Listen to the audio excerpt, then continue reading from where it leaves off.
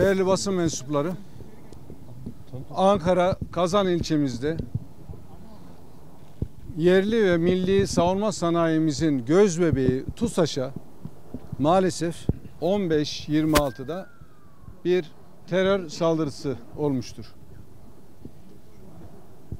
Bu saldırı duyulur duyulmaz, haber alır almaz süratle jandarma ve emniyet birimlerimiz, özel harekatımız buraya geldi.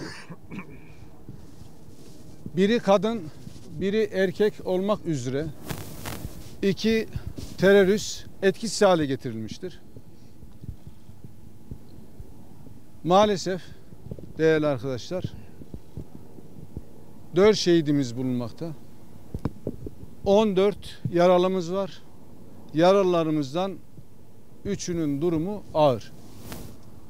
Evvelemir'de şunu söylemek istiyorum. Şehitlerimizin mekanı cennet olsun. Yaralılarımıza acil şifalar diliyorum. Rabbim en kısa zamanda onları sevdiklerine kavuştursun diye dua ediyorum. Terörü lanetliyoruz değerli arkadaşlar. Kimlik tespit çalışmaları devam ediyor. Kimlikleri belli olur olmaz bunlarla ilgili hangi terör örgütü olduğuyla ilgili sizlerle bunu aziz milletimizle bunu paylaşacağız.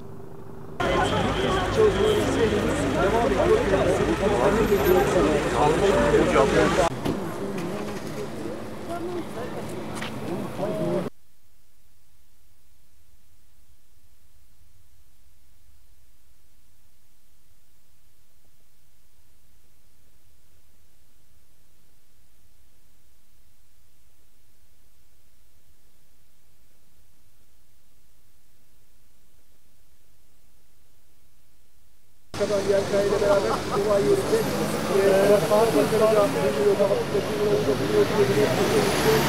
Sanayi Başkanı noktadaydı. Savunma Sanayi Başkanı TUSAŞ Genel Müdürü saldırının yaşandığı, terör saldırısının yaşandığı dakikalarda İstanbul'da Sağ-Expo fuarında bulunuyorlardı ve onlar da terör saldırısının bulunmaz Ankara'ya doğru yola çıktılar ve noktaya geldiler. Dediğimiz gibi o operasyon... Beyler müsaade eder misiniz foto muhabiri arkadaşlarının de buradaki bekleyişi tabii ki devam ediyor. Ancak İçişleri Bakanı Ali Yerlikaya'dan yaptığı bilgilendirmede bu bilgiyi paylaştı. TUSAŞ'ta 13 yaralı olduğunu söyledi. İçişleri Bakanı Ali Yerlikaya'ya açıklamalarına bakacak olursak İçişleri Bakanı Ali Yerlikaya saldırı sınırlara geldiğini ifade ediyor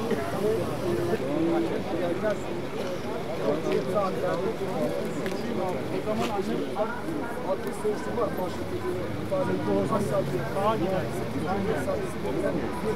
Kemal ifadesi o açmaları devam ediyor. Sergilen 2 teröristin içerik olarak ve bu teröristin ise bak bakayım.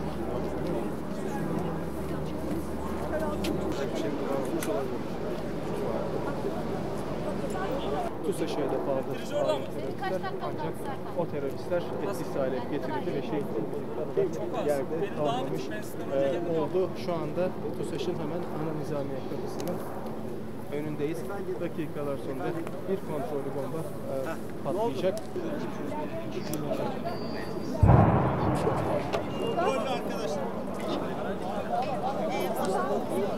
Tamam, sesi duydum ben.